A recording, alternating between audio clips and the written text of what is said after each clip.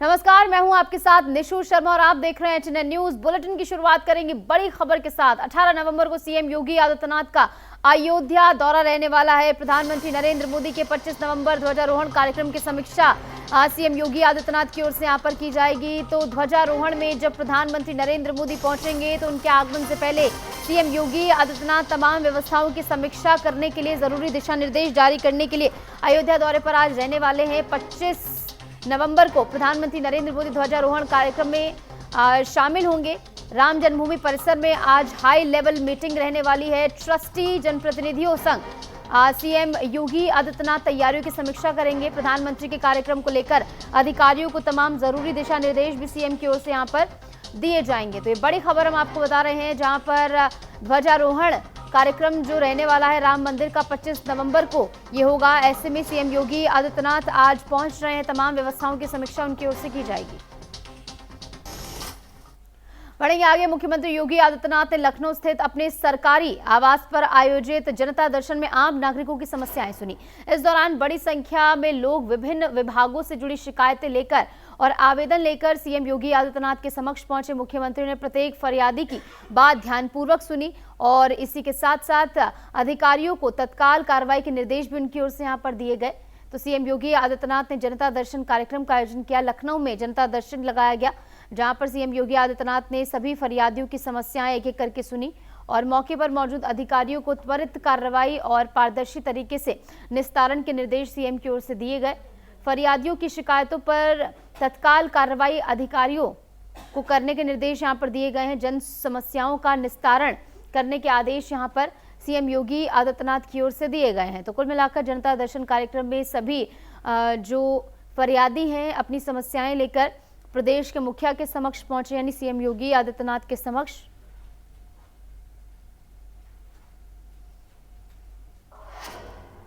और ऐसे में आगे बढ़ेंगे। बरेली एसएसपी और जिलाधिकारी ने सीएम योगी से मुलाकात की है।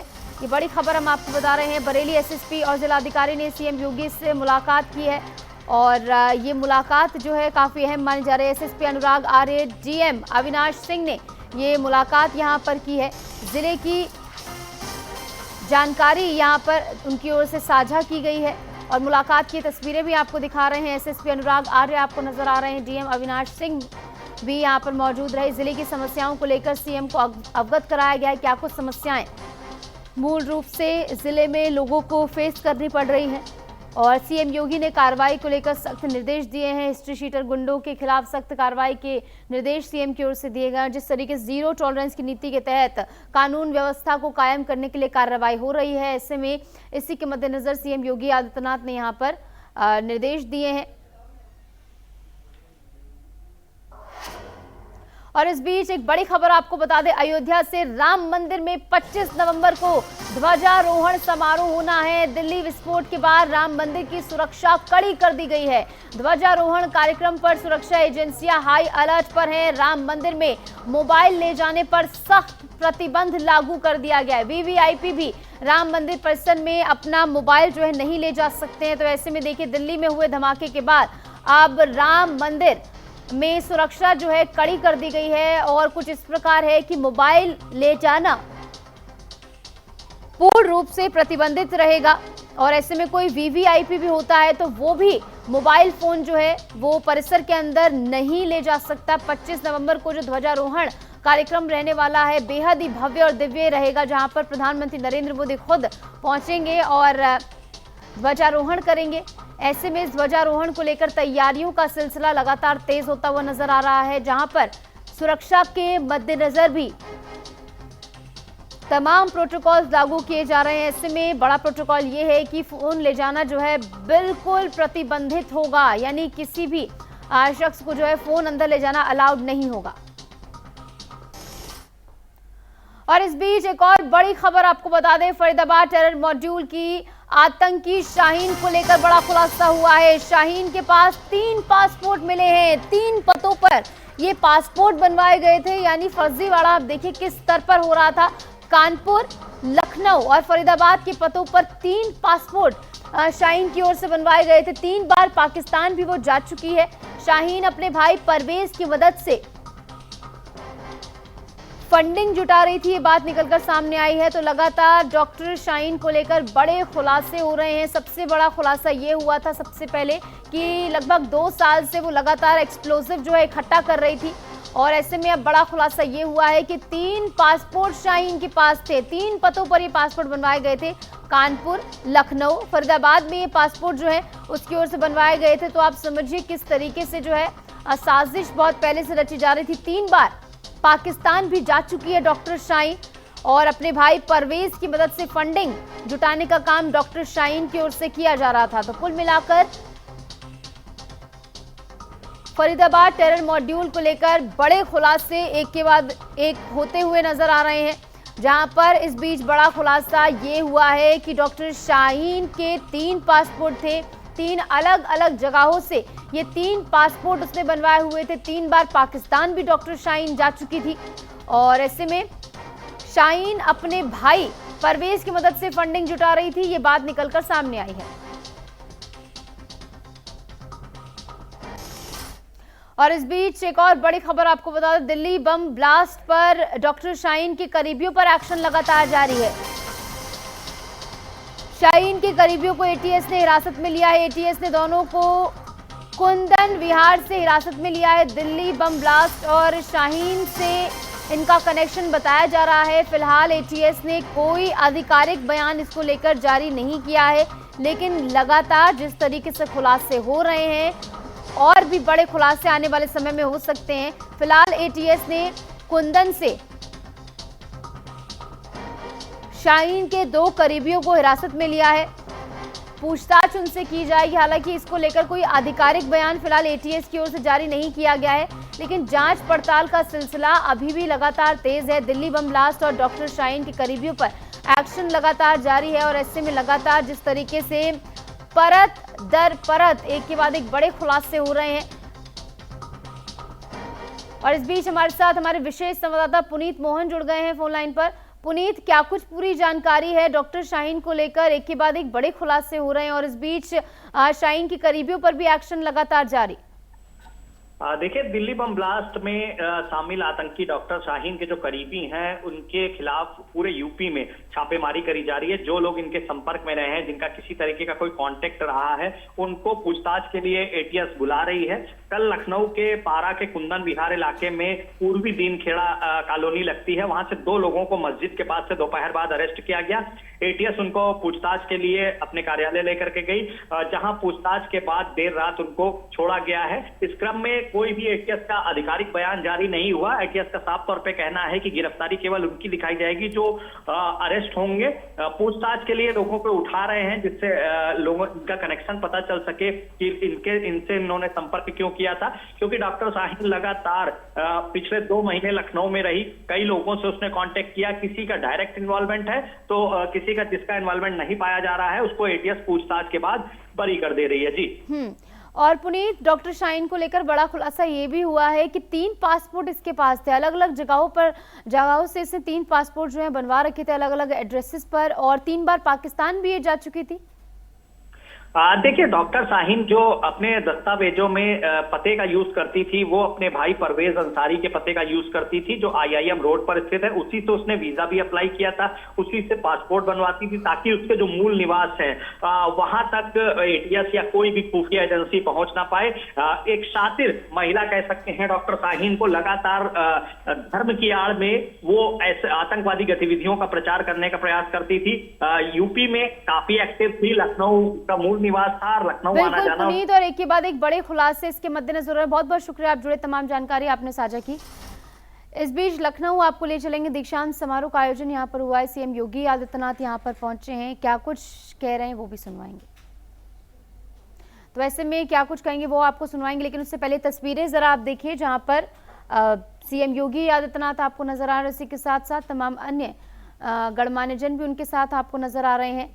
बाबू बनारसी दास विश्वविद्यालय के दीक्षांत समारोह में बतौर मुख्य अतिथि शिरकत करने के लिए सीएम योगी आदित्यनाथ पहुंचे हैं। ऐसे में देखिए, मंच की ओर आगे बढ़ते हुए और अपना स्थान सीएम योगी आदित्यनाथ ने यहां पर ग्रहण कर लिया है। जिस तरीके से आप तस्वीरों में देख सकते हैं, कार्यक्रम में सीएम योगी आदित्यनाथ शामिल हुए हैं। और साथ ही साथ तमाम अन्य गणमान्यजन भी आपको नजर आ रहे हैं। तो सीएम योगी आदित्यनाथ का इस कार्यक्रम में शामिल होना, यानी बतौर मुख्य अतिथि वो इस कार्यक्रम में शामिल हुए। बाबू बनारसी दास विश्वविद्यालय लखनऊ के दीक्षांत समारोह में सीएम योगी आदित्यनाथ यहां पर पहुंचे हैं, यानी कॉन्वोकेशन सेरेमनी।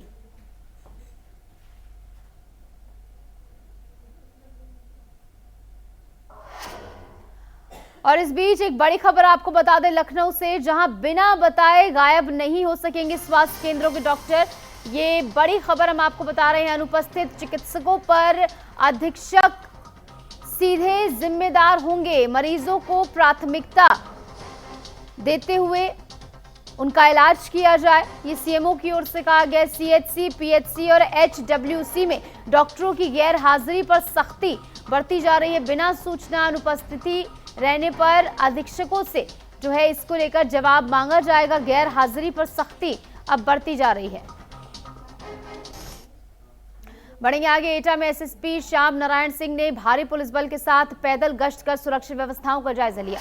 उनके साथ एएसपी और सीओ भी मौजूद रहे। भीड़भाड़ वाले इलाकों में संदिग्ध वाहनों और व्यक्तियों की गहन जांच की गई। एसएसपी ने पुलिस कर्मियों को सतर्क रहने और गश्त बढ़ाने के निर्देश दिए।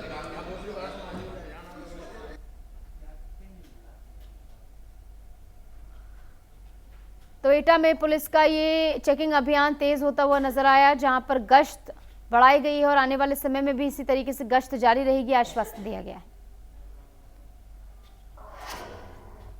बढ़ेंगे आगे। कानपुर देहात पुलिस को बड़ी सफलता मिली है। पुलिस ने मुखबिर की सूचना पर कई स्थानों पर छापेमारी कर अवैध पटाखों के भंडारण और निर्माण का भंडाफोड़ किया। कार्रवाई के दौरान घर में बने गोदाम से करीब 1200 किलोग्राम अवैध पटाखे, पोटाश और पटाखा बनाने की भारी जो है सामग्री बरामद हुई है। आरोपी मौके से फरार हो गया। पुलिस आरोपी की तलाश और मामले की जांच में जुटी हुई है। तो कानपुर देहात पुलिस का ये एक्शन देखने को मिला। द्वारा दीपावली पर्व के पूर्व से ही एक सक्रिय अभियान अवैध पटाखों के भंडारण और निर्माण के विरुद्ध चलाया जा रहा था, जो कि दीपावली पर्व के समाप्त होने के उपरांत भी लगातार जारी था। इसी क्रम में आज मंगलपुर थाना पुलिस को जरिए विश्वसनीय व गोपनीय सूत्रों से सूचना मिली कि कस्बा झींझा के अंतर्गत कुछ अवांछनीय तत्वों द्वारा पटाखों का अवैध भंडारण और निर्माण किया जा रहा है, जिसकी सूचना पर पुलिस द्वारा अनेक जगह छापेमारी की गई। तो कस्बा झींझा के रहने वाले आयुष गुप्ता और हर्ष गुप्ता की डिस्पोजल क्रॉकरी की दुकान से तथा उसके गोदाम से पुलिस द्वारा करीब 12 कुंटल 1200 किलोग्राम अवैध पटाखे तथा पटाखे निर्माण की अवैध सामग्री बरामद की। और इस बीच लखनऊ से एक बड़ी खबर आपको बता दें, मदरसों में अब हाजिरी जांच अनिवार्य कर दी गई है। प्रमाणित उपस्थिति के बाद ही वेतन जारी होगा। मदरसा शमशूल हुदा केस के बाद सख्ती बढ़ती जा रही है और अब डीएमओ औचक निरीक्षण करेंगे। अनुपस्थिति पर कड़ी कार्रवाई भी होगी, ये कहा गया है। तो प्रमाणित उपस्थिति के बाद ही वेतन जो है दिया जाएगा। मदरसा शमशूल हुदा केस के बाद ये सख्ती जो है बढ़ती जा रही है। अब डीएमओ औचक निरीक्षण भी कर सकते हैं, यानी अचानक से पहुंचकर वो निरीक्षण कर सकते हैं। अनुपस्थिति पर कड़ी कार्रवाई होगी, ये बात भी निकलकर सामने आई है। लखनऊ से ये बड़ी खबर, जहां पर मदरसों में अब हाजिरी जांच अनिवार्य कर दी गई है। बढ़ेंगे आगे। लखनऊ के एटौंजा में ओवरब्रिज के पास कबाड़ की दुकान में अचानक आग लग गई। देखते ही देखते आग ने विकराल रूप ले लिया और आसपास की कई दुकानों को भी अपनी चपेट में ले लिया। सूचना मिलते ही दमकल विभाग की 3 गाड़ियां और स्थानीय पुलिस मौके पर पहुंची। घटना में किसी के हताहत होने की कोई सूचना अब तक सामने नहीं आई है। आग लगने का कारण फिलहाल स्पष्ट नहीं हो पाया है। इसको लेकर जांच फिलहाल की जा रही है। कबाड़ की दुकान में भीषण आग लगने की खबर है। ऐसे में तस्वीरें भी आपको दिखा रहे हैं किस तरीके से आग ने जो है विकराल रूप यहां पर धारण कर लिया। आसपास की कई दुकानों को भी अपनी चपेट में, अपने आगोश में इस आग ने ले लिया, जिसके बाद सूचना मिलते ही दमकल की 3 गाड़ियां और पुलिस मौके पर पहुंची। कड़ी मशक्कत के बाद आग पर काबू पाया गया। हालांकि इस आगजनी में किसी के हताहत होने की कोई सूचना नहीं मिली है। हालांकि अभी पता लगाया जा रहा है कि आखिर किन कारणों के चलते आग लगी। हालांकि जब ये आग यहाँ पर लगी तो मौके पर अफरा तफरी का माहौल भी बन गया। लोगों में दहशत का माहौल जो है उस दौरान नजर आया, क्योंकि आसपास की भी कई दुकानों को इस आग ने अपनी चपेट में ले लिया था। हालांकि किन कारणों के चलते से यह आग लगी है, ये पता लगाया जा रहा है।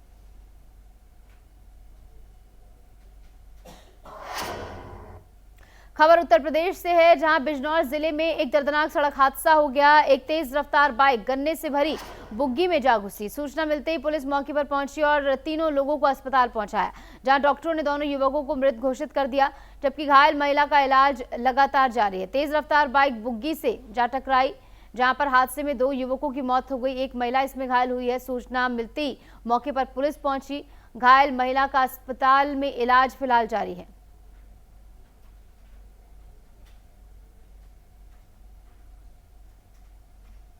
भूतपुरी चौराहा थाना अफजलगढ़ क्षेत्र में रामगंगा पुल पर एक मोटरसाइकिल पर सवार 2 व्यक्ति, जिनका नाम अंकित कुमार निवासी मोहड़ा धामपुर व हरिराज सिंह निवासी शाहपुर जमाल थाना अफजलगढ़, एक चारे की बुग्गी से टकराकर दुर्घटनाग्रस्त हो गए, जिनको तत्काल स्थानीय पुलिस ने CSC धामपुर भेजा, जहां पर दौरान उपचार उन दोनों की मृत्यु हो गई है और इस संबंध में परिजनों से संपर्क करके आवश्यक विधिक कार्य।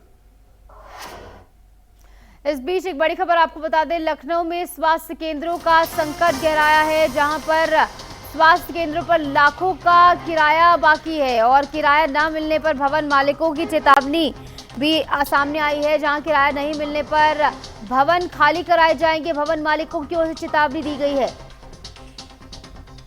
और बिजली बिल भी बकाया है, कई स्वास्थ्य केंद्रों में कनेक्शन भी काट दिए गए हैं, यानी बिजली वहां पर काट दी गई है। इस महीने के अंत तक भुगतान होगा।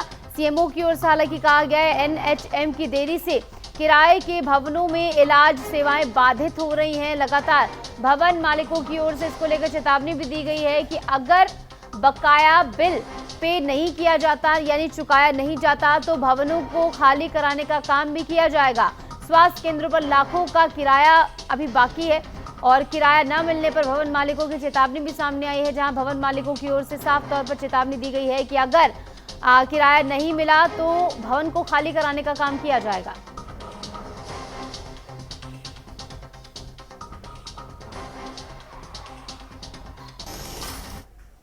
बागेश्वर धाम के पीठाधीश्वर पंडित धीरेन्द्र कृष्ण शास्त्री की दिल्ली से शुरू सनातन हिंदू एकता पदयात्रा का समापन हो चुका है। समापन समारोह कार्यक्रम के दौरान धीरेन्द्र कृष्ण शास्त्री पदयात्रा में चल रहे सभी सनातनियों के साथ मिलकर सामूहिक हनुमान चालीसा का पाठ करते नजर आए। यात्रा के समापन समारोह में धीरेन्द्र शास्त्री जगत गुरु रामभद्राचार्य जी समेत अन्य संत और प्रमुख नेता मंच पर मौजूद रहे।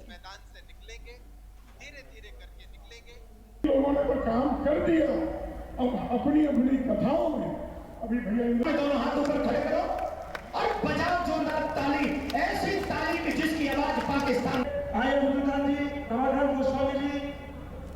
तो भविष्य में कालांतर में दूसरे मजहबियों का देखो, हम न मुसलमानों के विरोधी हैं न ईसाइयों के विरोधी हैं। कुछ लोग इस देश में तिरंगा में चांद देखना चाहते हैं, हम चांद पे तिरंगा देखना चाहते। हो सकता हमारी बुराई हो इस बात की, लेकिन हम फिर कहना चाह रहे हैं, उनके में डॉक्टर पढ़ा लिखा भी आतंकवादी होता है। और इतनी बड़ी पदयात्रा आ गई, भगवान की कृपा से हनुमान जी ने किसी को कुछ नहीं होने दिया। यूपी के बलिया में आयोजित एक कार्यक्रम के दौरान अल्पसंख्यक मामलों के मंत्री दानिश आजाद अंसारी ने विपक्ष पर जमकर हमला बोला। पंचायत चुनाव के सवाल पर उन्होंने कहा कि बिहार चुनावों के नतीजे स्पष्ट संकेत दे रहे हैं कि जनता बीजेपी पर भरोसा कर रही है। अंसारी ने दावा किया कि पंचायत चुनाव हो, पश्चिम बंगाल का चुनाव हो या आगामी उत्तर प्रदेश विधानसभा चुनाव, हर जगह कमल ही खिलेगा।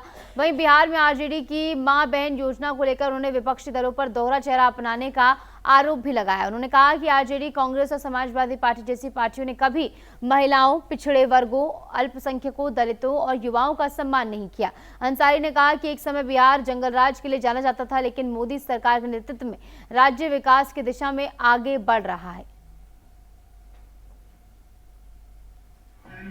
देखिए, विपक्ष खास तौर पे लालू जी की पार्टी हो, समाजवादी पार्टी हो, कांग्रेस पार्टी हो, ये बोलते कुछ है और चेहरे पे मुखौटा कुछ लगाते हैं और इनके मन में कुछ रहता है। इन्होंने कभी महिलाओं का सम्मान नहीं किया, इन्होंने कभी भी पिछड़े जातियों का, अल्पसंख्यक जातियों का हमारे दलित समाज का, हमारे युवाओं का कभी भी सम्मान नहीं किया, महिलाओं का कभी सम्मान नहीं किया। जंगल राज, लालू जी के समय में जंगल राज बिहार को जाना जाता था, प्रसिद्ध था बिहार जंगल राज के लिए, लेकिन उसी जंगल राज को वहां से निकाल के मोदी जी के नेतृत्व में हम विकास के पथ पे आगे बढ़ा रहे हैं। और निश्चित तौर पे विपक्ष के इन्हीं रवैये को जनता जानती थी, इसलिए विपक्ष का यह हाल। लखीमपुर खीरी के शारदा नगर रेंज में तेंदुए के अचानक झाड़ियों से निकलकर हमला करने से 3 महिलाओं और एक युवक समेत 4 लोग घायल हो गए। घटना के बाद इलाके में दहशत फैल गई। सूचना मिलने पर वन विभाग की टीम मौके के लिए रवाना हो गई और ऐसे में लोगों में इस समय दहशत का माहौल है। शारदा नगर रेंज में तेंदुए की दहशत देखने को मिली, जहां पर अचानक से झाड़ियों से निकलकर तेंदुआ जो है 3 महिलाओं को घायल कर देता है और ऐसे में 3 महिलाएं और एक युवक घायल हुआ है। शारदा नगर रेंज में तेंदुए की दहशत फैल गई है, जहां लोग जो है इससे बेहद परेशान है, डरे हुए और सहमे हुए लोग यहां बने हुए हैं। वन विभाग की टीम को इस बारे में सूचित कर दिया गया है। वन विभाग की टीम की ओर से कार्रवाई भी अब तेज कर दी गई है।